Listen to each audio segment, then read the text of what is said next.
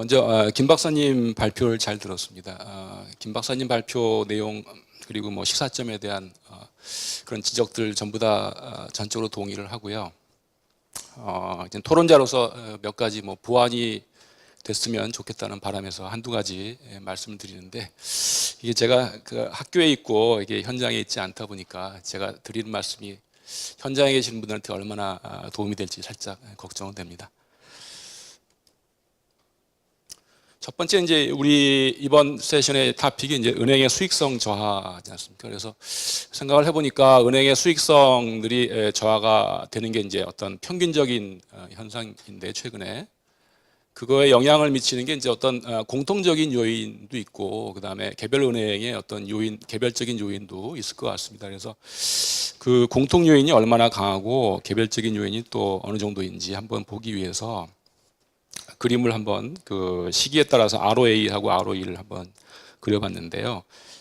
여기 보시면 이제 지난 부분이 이제 평균적인 것이고, 그래서 최근 2년 동안 많이 감소를 했습니다. 그래서 개별 은행으로는 뭐 국내 4대 시중은행을 한번 표시를 해봤는데, 그 중에 보시면 한 2개 은행 정도는 이제 평균적인 추이를 잘 따라가고 있는 것 같은데, 그 나머지 2개, 특히 제가 이제 여기 뱅크 B라고 돼 있는 그 부분은 보면은 2012년도에는 저하가 없었고 13년도에 좀 떨어지긴 했는데 평균보다는 그래도 상당히 많이 올라간 거고, 그 밑에 은행 같은 경우는 12년도에 좀 많이 떨어졌는데 13년도에 오히려 약간 반등한, 결론적으로 보면은 뭐 대충 좀 동행하는 모습이 보이긴 하지만 모든 은행이 다 똑같은 모습을 보이는 건 아니지 않느냐는 그런 생각을 하게 됐습니다.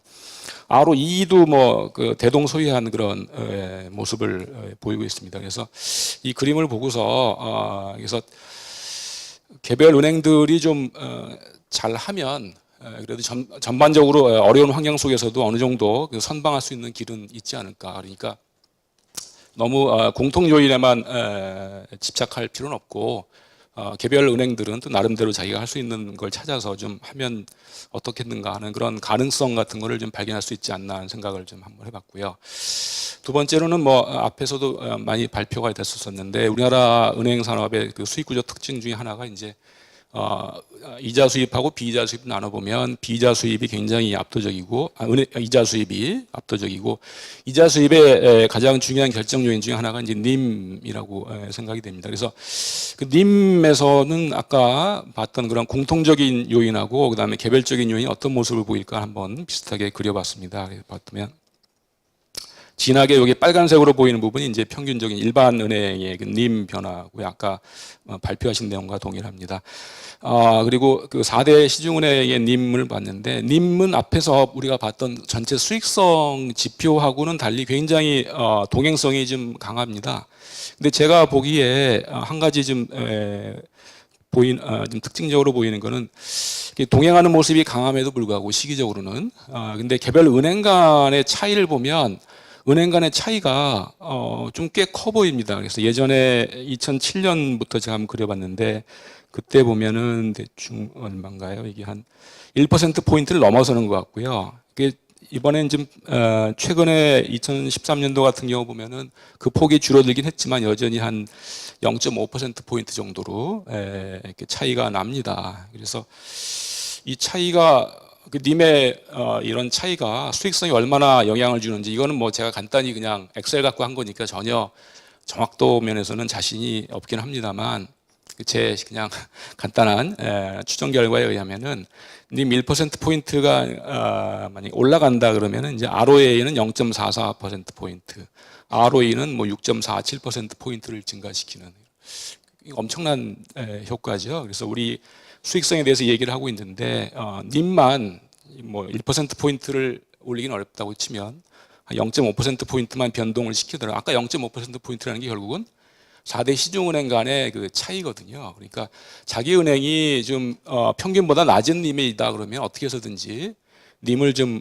상승시키면 그 효과가 수익성에 굉장히 큰 영향을 미칠 수 있겠다, 이런 생각을 좀 해보게 됐습니다. 그러면 그 다음에 그러면 이 님이 저하 이런 것들에 대해서 개별 은행들은 뭐 어떻게 대응을 해볼 수 있을까? 제가 그냥 책상에 앉아서 가만히 생각해서 또 발표 자료 주신 거 보면서 생각을 한 거라서 뭐 크게 얼마나 현실적인 영향가가 있는지 모르겠습니다만 제 생각으로는 첫 번째로 한번 해볼 수 있는 거는 님이 작은 은행은 님이 큰 은행을 보고서 이게 어떻게 해서 뭐가 우리가 달라서 저쪽은 크고 우리가 작은지 한번 열심히 스터디를 해보고 하는 게 필요하지 않겠나 이런 생각도 좀 해보고요. 그다음에 두 번째는 아까 제가 여기다가는 표시를 하지 못했지만 아까 김 박사님 발표 자료에도 잘 나와 있었던데 보면은 이 님이 이제 시기에 따라서 변하고 그것이 아까 그 기준금리, 정책금리의 변동하고도 관련이 크게 깊어 보이고 또 시장금리의 변동하고도 깊어 보입니다. 그래서 시장금리가 변동을 하면 은행의 자산 부채 중에서 이제 금리 민감 자산이 있고 금리 민감 부채가 있을 텐데 그게 잘 대칭을 이루고 있으면은 시장 금리가 변동하더라도 님 자체는 크게 변동하지 않겠지만 그렇지 않고 그게 비대칭적인 그런 상황이면은 이제 님 자체가 시장 금리 변동에 따라서 이게 변화가 되는, 바꿔 말하면 은행의 자산 부채, 그래서 수익성이 이자율 변동 위험에 노출되어 있다고 우리가 생각을 할 수가 있겠죠. 그래서 은행도 이런 거를 충분히 인식을 하고 자기의 수익성 측면에서 봤을 때 그 구조가 시장 이자율 변동 위험에 노출이 돼 있어서 이걸 어떻게 하면 적극적으로 관리할 수 있는가, 그런 구체적으로 이런 관리 기법을 동원해서 잘 관리하려고 노력하고 있는가에 대해서 한번 충분히 고민해 볼 필요가 있지 않나 그런 생각을 하게 됐습니다. 또 한 가지는 이제 님이라고 하는 건 어떻게 보면 이제 하나의 측면이고요. 좀 더 시각을 넓혀서 보면은 결국은 뭐 리스크 리턴의 어떤 트레이드 오프 관계에 은행이 직면을 하고 있을 텐데, 예를 들어서 뭐 고위험의 그 대출을 하게 되면 거기에 따라서 가상금리를 많이 물릴 테고 그러면 이제 님이 증가하는, 그러니까 위험을 좀 높은 그런 대출 자산을 지급하면 수익도, 물론 이때 수익은 이제 기대 수익이겠죠. 사전적인 그런 기대 수익을 높일 수 있는 이런 트레이드 오프 관계에 있습니다. 그래서 우리나라 4대 은행 같은 경우에는 이런 트레이드 오프 중에서 어떠한 부분을 선택하고 있는지 그거를 앞에서 김 박사님이 만들어 주신 표를 이용해서 한번 제가 잠깐 생각을 해봤는데, 이 NPL이라고 하는 게 이제 리스크인데 이건 사실은 뭐 실현된 리스크죠. 그래서 이 사전적인 리스크하고는 좀 틀리긴 하겠습니다만, 그래서 밑에 보시면 이제 글로벌 뭐 100대 상위 50, 하위 50 보면 대충 다 3% 정도의 실현된 위험 정도를 보이고 있는데, 우리나라 같은 경우는 1.7, 1.2, 1.5, 그 우리은행 같은 경우만 2.8로 좀 높고 나머지는 그래서 이 글로벌 100대 기업하고 보면은 굉장히 낮다고 이렇게 볼 수가 있습니다. 바꿔 말하면은 어떤 글로벌 표준에 비해서는 상당히 저위험의 대출 자산을 가지고 있고, 이것이 어떤 님이 좀 전반적으로 낮은 그런 원인 중에 하나가 아닐지도 모르겠다 이런 생각을 좀 해봤습니다. 그래서 물론 뭐 그렇다고 해서 당장 제 서제스천이 님을 높이기 위해서 NPL을 높이는 것이 결과적으로 수익성에 도움이 된다 이렇게까지는 제가 말씀드릴 수 없고, 왜냐하면 그런 결론을 도달하기 위해서는 굉장히 엄밀한 이런 분석을 좀 동원을 해야 되기 때문에. 근데 만일에 이런 분석을 하시고서 이러한 리스크 리턴의 프로파일 중에서 한 점을 정확하게 자기가 최선을 다해 선택했다면 뭐 그 이상 뭐 저희가 드릴 서제스천은 없지만, 그런 노력을 충분히 하지 않았다면 이번 기회에 한번 그 내부에서 충분히 스터디를 해서 전략적으로 이런 리스크 리턴의 프로파일 중에서 어떠한 점이 나한테 가장 최선의 점인가, 최적의 점인가를 한번 골라보는 이러한 스터디를 한번 해보시는 게 어떨까 이런 생각을 좀 해보게 됐습니다. 요것도 뭐 아까하고 좀 비슷한 그림인데요. 밑에는 이제 그 님을 한번 그려봤고요. 위에 Y축에다가는 이제 대손 비용이라고 해서 원화 대출 대비해서 대손 상각비하고 대손 준비금이 차지하는 비용을 해봤습니다. 그래서 아까 그 리스크 리턴의 그 트레이드 오프 관계가 여기서 보면 이제 우상향의 곡선을 보일 텐데, 물론 그 중간에 이제 그 뭐 경제 상황의 변동이나 그래서 경제 상황이 변동하게 되면 이제 크레딧 리스크 자체가 변동하면서 이런 우상향 곡선이 쉬프트하는 이런 모습을 보이게 되겠죠. 그래서 지금 일반은행 같은 경우 전체적인 평균점을 여기 검은색으로 그려봤고요. 아마 요점이 이제 2007년도 점이고 2007년부터 해서 시간이 지남에 따라서 쭉 이러한 변화 모습을 보이면서 지금 현재는 여기에 와 있을 텐데 요점을 빼면 대충 여기 우상향의 이러한 트레이드 오프 라인을 볼 수가 있을 것 같습니다. 이 그림을 제가 보여드리는 이유는 뭐 이런 트레이드 오프 라인이 있다는 것을 보여드리려고 한 건 아니고요. 제가 여기서 관심을 갖고 있는 건 은행 간에 이런 트레이드 오프의 어떤 라인이 서로 좀 비슷한지 아니면 은행 간의 차이가 있는지를 한번 보고 싶었습니다. 그래서 아까 이 4대 은행에 대해서도 한번 그려봤는데 그 중에서 제가 하나 케이스를 골라본 게 이제 C은행입니다. C은행 같은 경우 보면 요 점을 빼면 대충 요 트레이드 오프 라인이 요 위에서 이렇게 형성이 되는 것 같은 그런 모습을 보이고 있고요.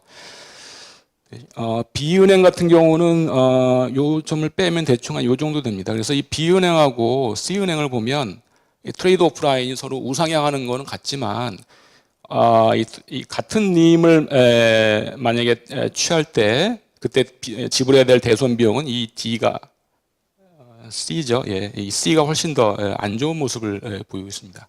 결국은 개별 은행의 이런 성과의 차이를 이런 그림을 통해서 볼 수 있고, 그래서 각 은행들은 최선의 노력을 다해서 아까 얘기한 그런 트레이드 오프라인에서 어떤 점을 골라야 되는지에 대한 그런 전략적인 결정도 한번 하셔야 되겠고, 또 한 가지는 이 트레이드 오프라인이 고정되어 있다고 보지 말고 우리가 열심히 하면 이 트레이드 오프라인 자체도 이렇게 쉬프트를 시킬 수 있다. 그래서 어떤 은행은 그 위에가 있고 어떤 은행은 밑에가 있고 하는 이런 은행 간의 차이도 낼 수 있는 거 아니냐. 그래서 이런 면에서도 은행들이 충분히 노력을 해볼 여지가 있지 않겠느냐 하는 그런 생각을 한번 해봤습니다.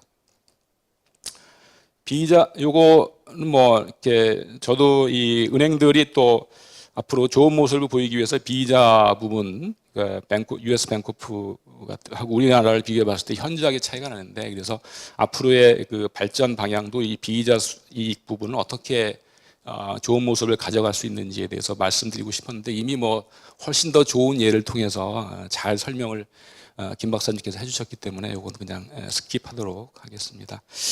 마지막으로 이제 작년도 그렇고 올해도 그렇고 좀 은행하고 금융권에 좀 안 좋은 소식들이 많이 있습니다. 그래서 보니까 금년도 2월 달에 한경의 기사를 한번 그냥 제가 스크랩을 해봤는데요. 그래서 KT ENS 대출 사기건이 크게 있었죠. 그래서 거기에 몇 개 은행이 연루가 됐는데, 그 중에 어떤 은행은 거기하고 거래를 많이 했던 은행에도 불구하고 그 사고에는 연루가 안 됐다. 그래서 이 기사를 쓴 기자는 리스크 관리의 차이가 아닌가 이렇게 생각을 얘기를 하고 있습니다. 그래서 저도 뭐 은행 실정은 잘 모르지만 최근에 여러 가지 이렇게 사건 터지는 걸 그렇게 그냥 일반 국민으로서 한번 볼 때 은행에서 이렇게 소위 말해서 오퍼레이션 리스크라든지 그 레퓨테이션 리스크라든지 CEO 리스크, 뭐 거버넌스 리스크 이러한 리스크들이 간접적인, 어떤 경우는 뭐 직접적이기도 하지만 간접적인 경로를 통해서 은행 수익에 영향을 미치는데, 그 영향이 우리가 수량화할 수 있는 그 범위를 넘어서도 상당히 크게 영향을 미칠 수 있겠다 이런 생각도 듭니다. 그래서 내부적으로 은행에 계신 분들께서는 이런 리스크들에 대해서도 관리를 좀 철저히 해주시는 게 수익성 개선에 크게 도움이 되지 않을까 생각합니다. 이상으로 제 토론을 마치겠습니다. 감사합니다.